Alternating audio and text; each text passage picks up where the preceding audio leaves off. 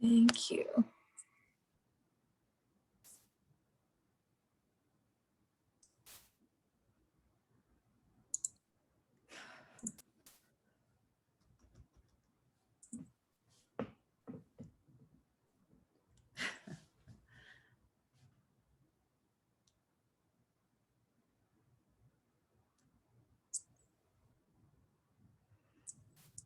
All righty. Hi, Facebook. Hi, Internet. Welcome back to Hudgens Talks. My name is Kate Driscoll. I'm the Hudgens Center Exhibitions and Programs Manager. And today I get to talk to the amazing artist and muralist, Krista Jones, AKA Jonesy. So, hey, thank you so much for being with us. Yeah, thanks for having me. I appreciate the ask. So for people who aren't familiar with you or your work, will you tell people a little bit about what it is that you do? Okay, so first of all, I'm based in Atlanta, Georgia. I live in East Point, actually, but I do work all over the Atlanta metro area. Some of the dominant stuff that I do is large-scale murals, and I also not only do my own work, but sometimes you'll find me project managing for other organizations like Living Walls. Sometimes other artists will need a project manager or an assistant, and I do that kind of work too. And then I also have a studio practice. So I do canvas-based work, which is actually a little different than my murals. When you look at my website, you'll notice there's a very different style and energy to my canvas work versus my mural work, and there's a big reason for that. And we can get into that in a minute, but they both kind of like help me process life in a certain way. And when I do public art, I like to share energy and like high vibration, bright colors, and a lot of pattern-based stuff as well. Whereas a lot of times with my studio work, I'm focusing on probably harder topics and things that are more self-processing for me. So, but that's just a little smidge about me. So how did you get into this lane? Well, I have been an artist since I can remember. I've always identified as an artist, even since a little tiny kid. My grandmother actually on my mom's side started painting very late in life, and she had this table where she painted oil paintings on, and it was covered in all these paints. And when I was like 5 or 6, I remember always enjoying seeing that. And when I was about 7, I did my very first oil painting with my grandmother. And I've just kind of like dabbled with it most of my life. But, you know, in all honesty, I kind of went a direction that was not exactly fine art, even though I did a lot of that on the side, just because of society and the way I was kind of like conditioned to think that, you know, I couldn't make a living or be sustainable as a fine artist. And so I actually became a graphic designer out of college because of that.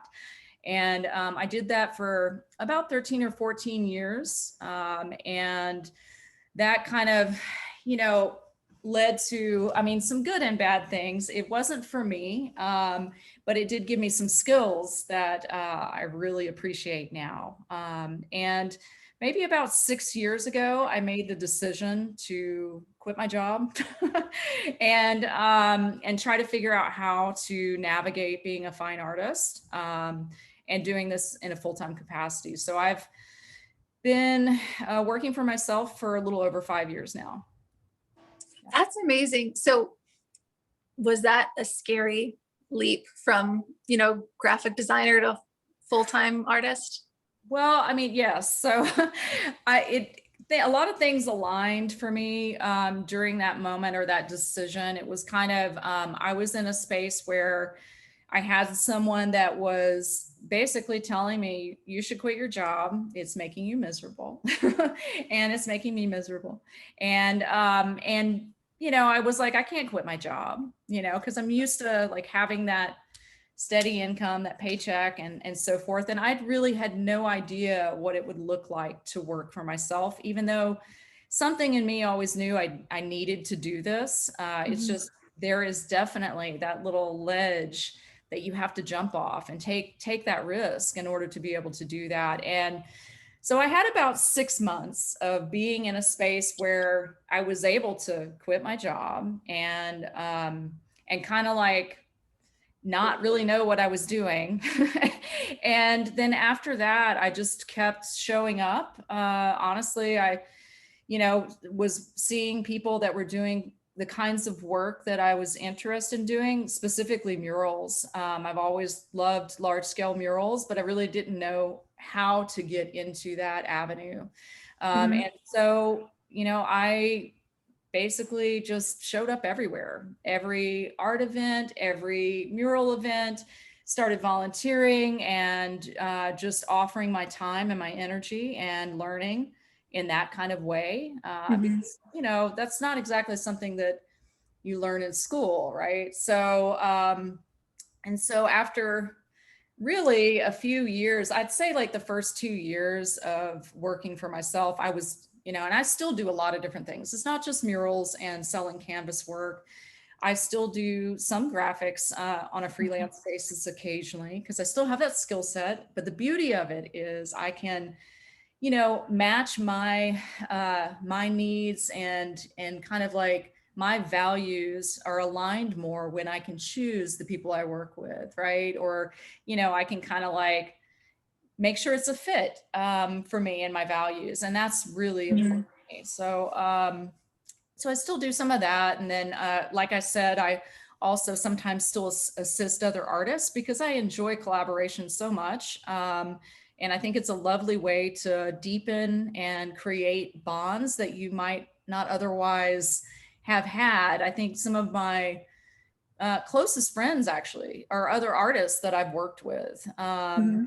At some point or another, they've worked with me or I've worked with them, or we've done some sort of collaboration. And I like that kind of energy. I think that there is enough work out there for everyone. I don't believe in competition.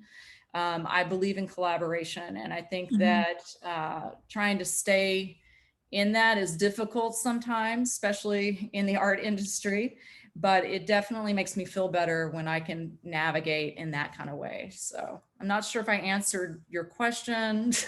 No, you did, and more because I was actually I mean I personally am so interested in murals and public art that no, anything you're going to talk about, I'm going to be interested in. Yeah. Um, so you were kind of talking about how your skill in graphic design has sort of served you well in your career more in your, do you feel like that in like a technical sense or just in an organizational sense?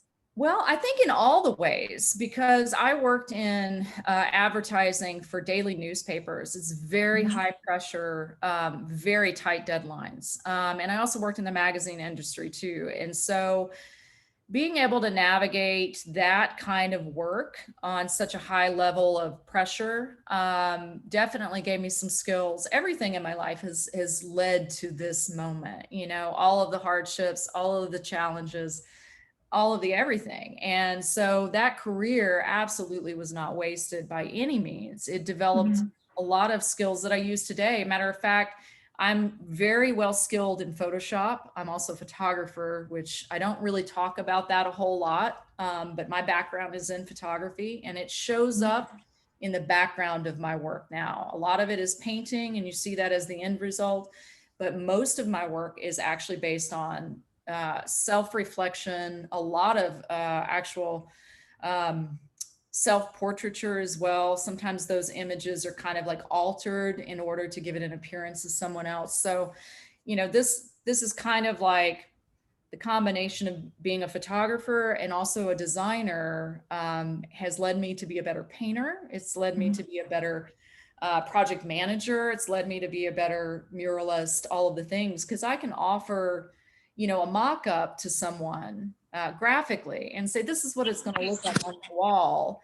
And one of the things that I've kind of started, well, I've been doing for a while now, since I started doing my largest works, and I pride myself in being able to give a mock up and actually replicate it at any scale and make it look like that mock up, or very similar. So Mhm.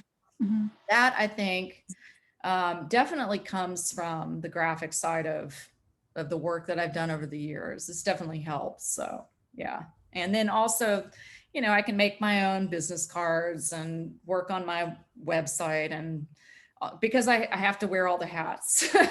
So right now I'm still wearing all the hats. So. Well, yeah, it sounds like it makes you just a really self-sufficient, not only artist, but like a business person. It does. I mean, I think that there's a certain point though, and I'm getting there now where I'm definitely starting to reach out for other kinds of support, because it's only sustainable for so long to do it all yourself, and so I love hiring on assistants to help me with my murals now, because things are large enough that I could do it myself, but it feels better to kind of like also give back, and then to just have someone else working with me feels great. I enjoy that. And so there's that. And then, I've recently taken on a art career coach. She's based in Barcelona. And I figure it's kind of like having a therapist for your career. It's like when people have personal issues, they get a therapist and work through it.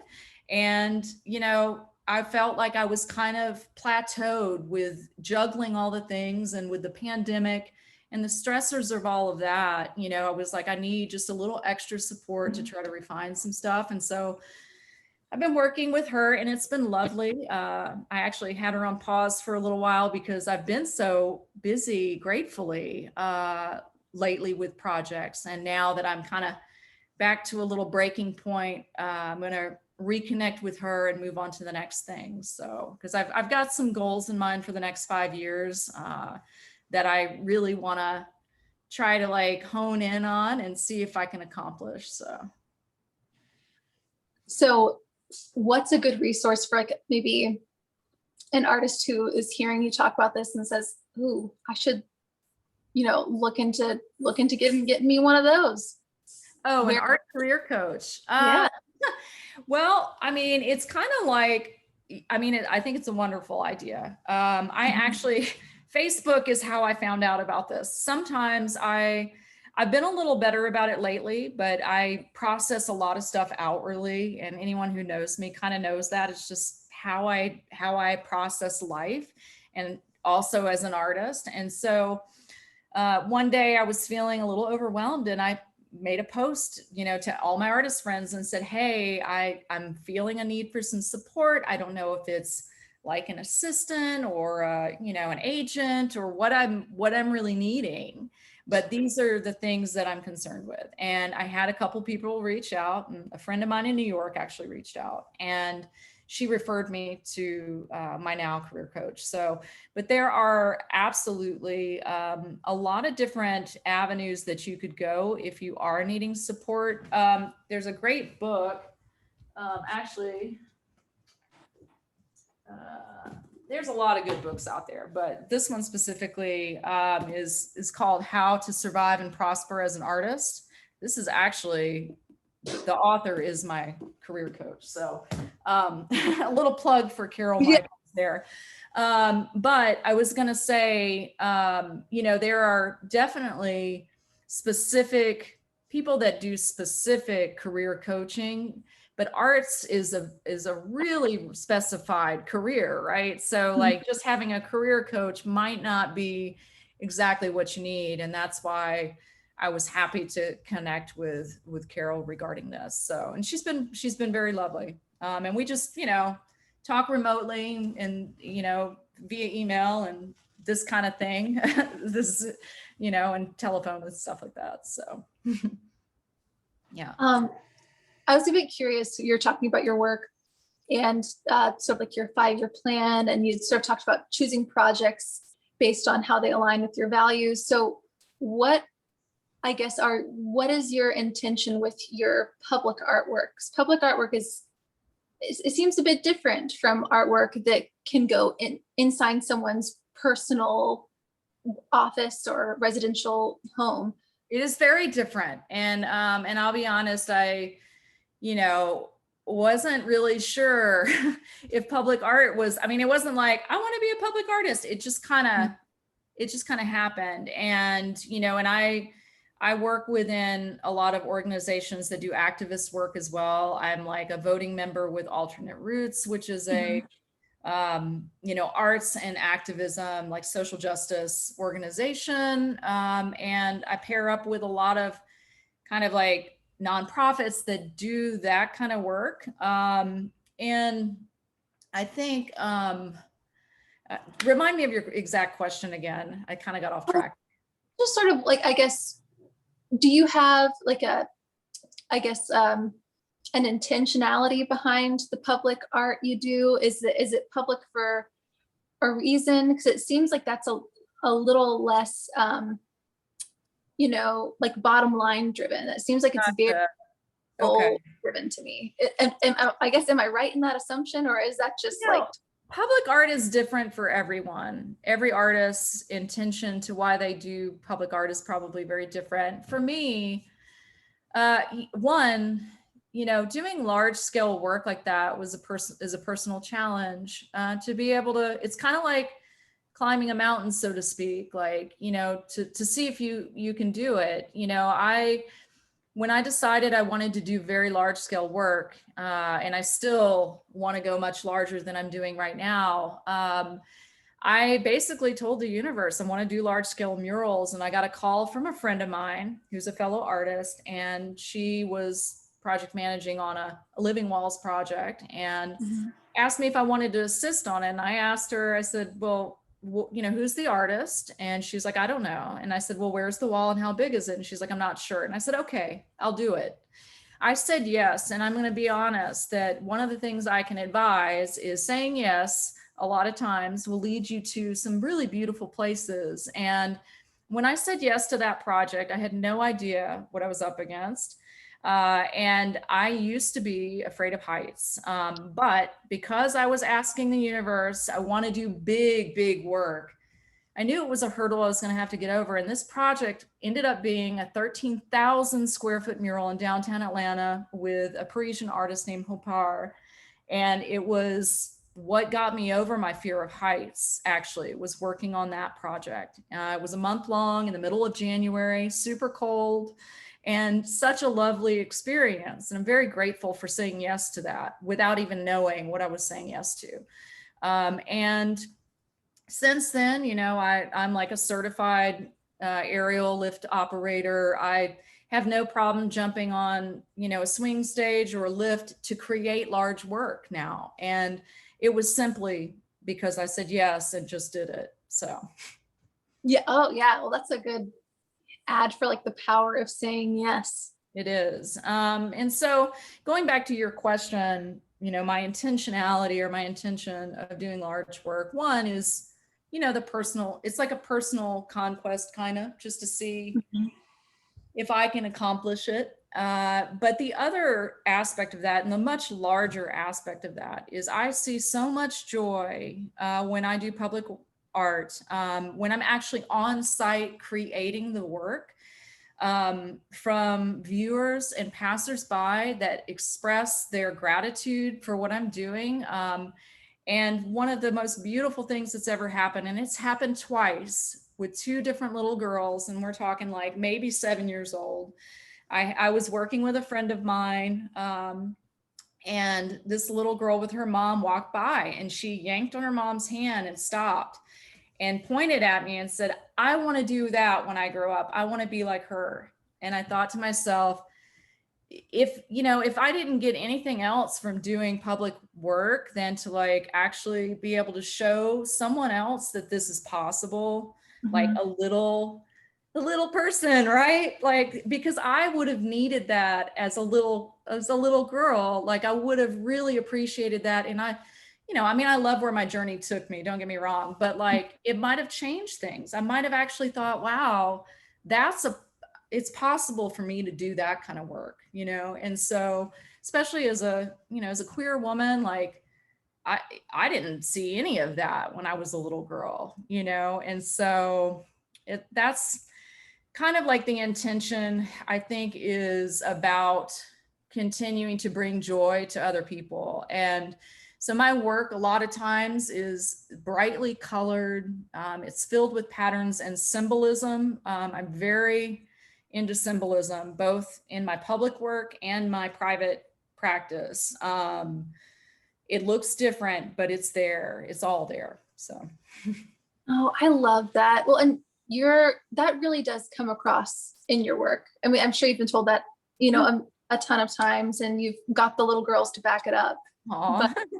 But it really does come across. And that's what you're describing is the reason I love public art so much. I love that it's for everyone. There's no admission fee.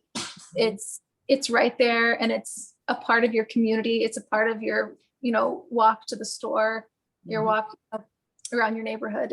It makes where you live somewhere special.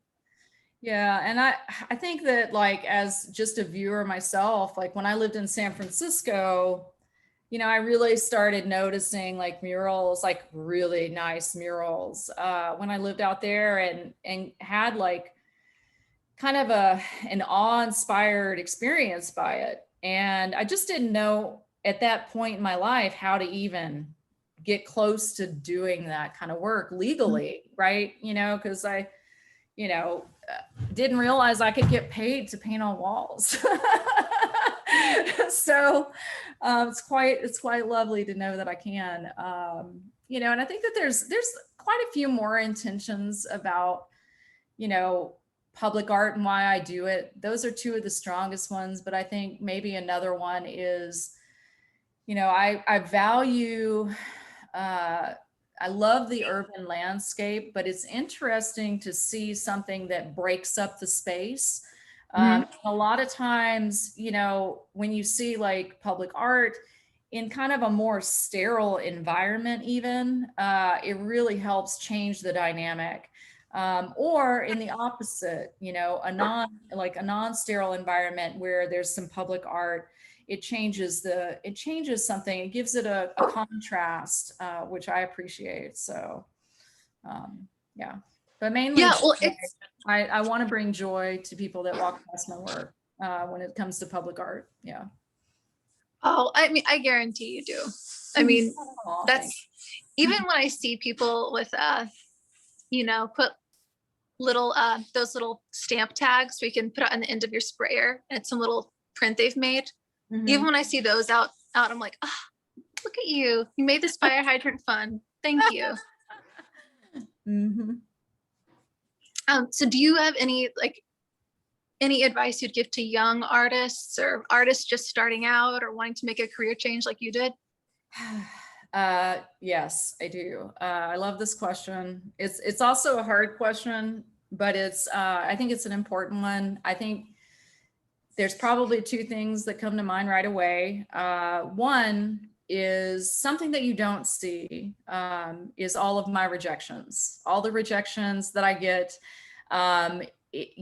Most of the time, viewers, people on social media, and, clients and collectors, they see the successes. They see the artwork that I've sold. They see the murals that go up. They don't see the countless number of rejections, that come through in order to hit those successes. I will say this: if art is something that you want to do, actually anything within the arts, I'm going to say the arts and cover all the bases there, you have to get a thick skin and not take it personally when you get rejected. It is going to happen. It's going to happen a lot, actually. And how I've navigated this is I've learned that those rejections, one, they're not personal to me. There is always someone out there for you as an artist. There's going to be, a market for you no matter what you're doing. You just have to find it. So I try to think of it as like, well, I got rejected from that, but there's something that's actually for me waiting. And that's helped me kind of like, get past those hangups of like feeling some kind of way about it. The other thing I would say is try not to compete with other people. Don't compare yourself to others, because we're all at our own, like, point in time in our own journey. It's all very personal. Like, I'm actually about to be 48 next week on Friday. Oh, happy birthday. Thanks. And like, I don't see like a timeline, for when to start something, really, when to start something new, or when to start something with passion, whatever it is that you choose to do. It's kind of like, and I feel like I'm living proof of that. Right. So I just started doing this full time 5 years ago. I was in my 40s, so it's like, with that being said, and I remember being young thinking 40s was old, so like, but it's not. So I'm kind of like, my best advice for a young artist or someone that's wanting to get into this is, couple things. One, don't compete with other people. Compete with your own journey. It's much more healthy that way. And two, I would also say, if you feel like you need support or help or, refinement in things, don't be afraid to ask for it, find it, really, it will push you further if you do ask for help, trust me. So that's probably the few things I can think of right now off the top of my head. Oh, I've got a couple questions in the chat. Awesome. So I have one from Michelle Schwingala. Oh, I think this is Michelle from the Weaving Show that we have up in our gallery right now. So, hey, Awesome. Michelle. So her first question was that the coaching idea was great, and she asked if you could recommend someone. So I was just going to ask if you could say your coach's name one more time. Absolutely. So it's Carol Michaels. If you are watching, Michelle, I'm going to put this up right here so you can see her name spelling. I'm not certain if Carol has openings right now, but you can go to her website, and I think she has a link there actually to sign up for private coaching. So I think she has a couple different options, but check that out and see if you can find her that way. She's amazing. So. And her second question, I think you just answered, was if your coach specialized in working with artists or just with creative professionals. Absolutely, with visual artists. So she was an artist herself many years ago. She has actually been an art career coach for 35 years. She's an author. I think she's written multiple books. This one is one that's in its 7th edition now, I believe. So if you get the newest edition, because it's got some variations, like updated things regarding social media and stuff like that. So she aligns very well with me because I do not believe in scarcity. I do not believe that there's such a thing as a starving artist. I let go of that a long time ago. I am a recovered addict. I remember years ago thinking that I had to be like,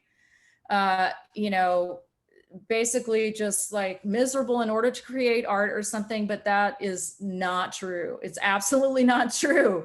I have been more happy and healthy in the last 6 years of my life, and I've been more creative and more productive. So, but this is something that she talks about also in her, trying to squash those old, understand. I mean, it's basically somehow society sort of molded us to think that that was a thing. You'll hear it from authors, like old school authors too, and stuff like that, but it's just not, it's not true. It's not true. It's a lie we've been told, that we have to suffer in order to create.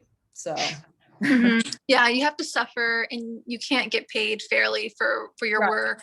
Right. And that's yeah. And I believe that we should be paid our value. And I have started standing up for that for myself, first and foremost, which also helps advocate for other artists. We have to, as individuals, start basically valuing ourselves and what we do and saying no to the things that don't align with that. And once we do, the rest of society will understand why art, I mean, it's a career. This is a job that I do, just like an actor would do their job, or an accountant does their job. I mean, you don't go to an accountant and say, well, you enjoy what you do, can you just do it for free for me?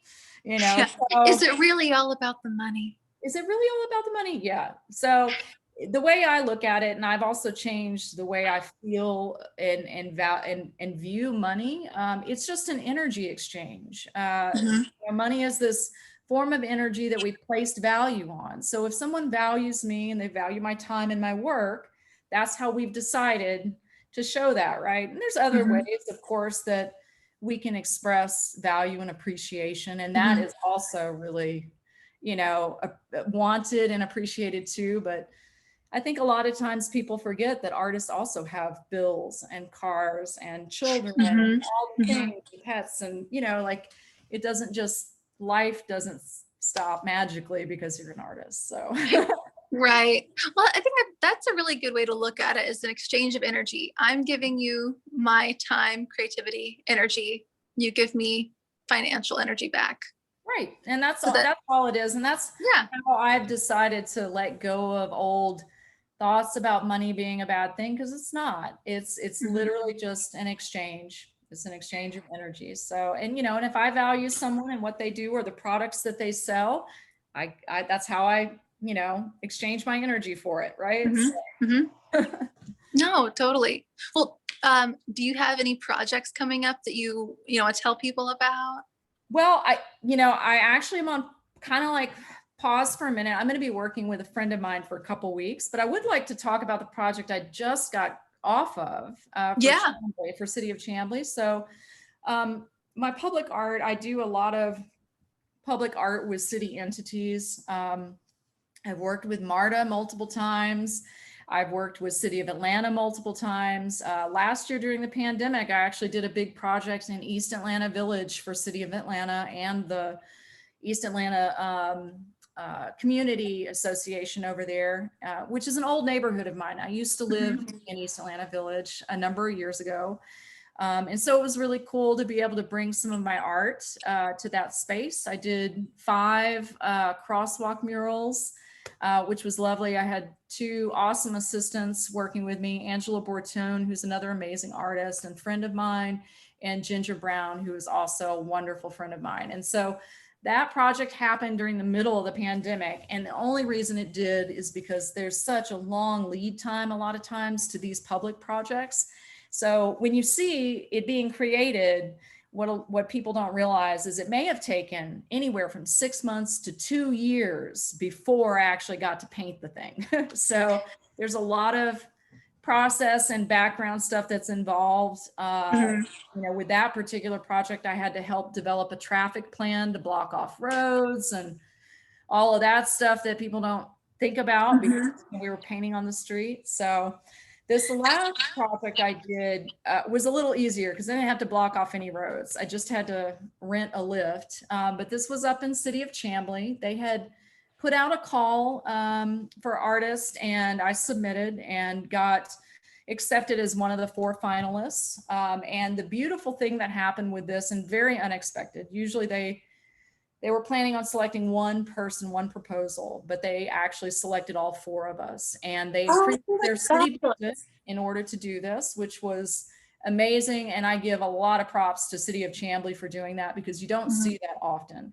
And Mhm. so I'm not sure about the other 3 artists as far as when theirs is gonna start or complete, but they found me a wall that I was very happy with, and it was for St. Vincent de Paul, which is off of Chambly Tucker Road, and I just finished it over the weekend. So like literally just wrapped that up.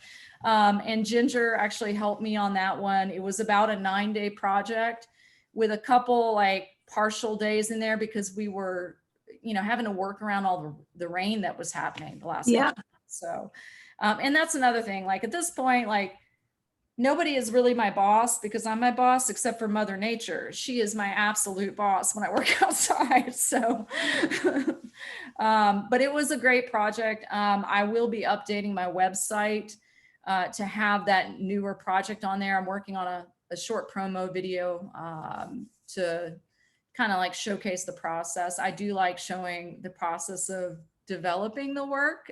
So a lot of times I will hire on like a photographer, or I'll shoot some pictures or combination of both and put something together. So coming soon. So if you are interested in seeing some of my work, Mhm.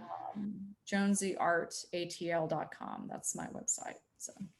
And you also have your rates on your website for anyone interested in mural program. Is that So right? that's new. And that is also something that I'm working on doing, is refining things, being very transparent about my rates and my pricing. I do have my mural rates on there. I have it broken down pretty detailed. If you have any questions, you can always email me regarding that. And then I also have my retail pricing on the majority of the sizes that I do now for canvas work. I also can do custom sizing and adjust things. I also occasionally will do payment plans with a contract, of course. So even though my rates are at a certain price point at this time, I still am flexible in working with people in order to allow for, a little bit of space for that, because I know that sometimes it's a lot to drop that kind of money. So, and then also on my murals, occasionally, it just really depends on the situation. I can be a little flexible there too. So, it's always worth asking. Yeah, I mean, honestly, yeah, so guys, if you haven't checked out her work, please, go to the website, or better yet, go in person. Make a day of it. You're gonna have a good time. Oh, thank you. But all right, we are gonna call it here, but I just wanted to thank you again, Krista Jones, aka Jonesy. Yeah. Thank you so much for having me. I appreciate it. All right, well, thanks for watching, guys. I'll put this up on YouTube, so anyone who missed it, you'll be able to check it out later. Awesome. Thank you, Kate. Bye. Bye.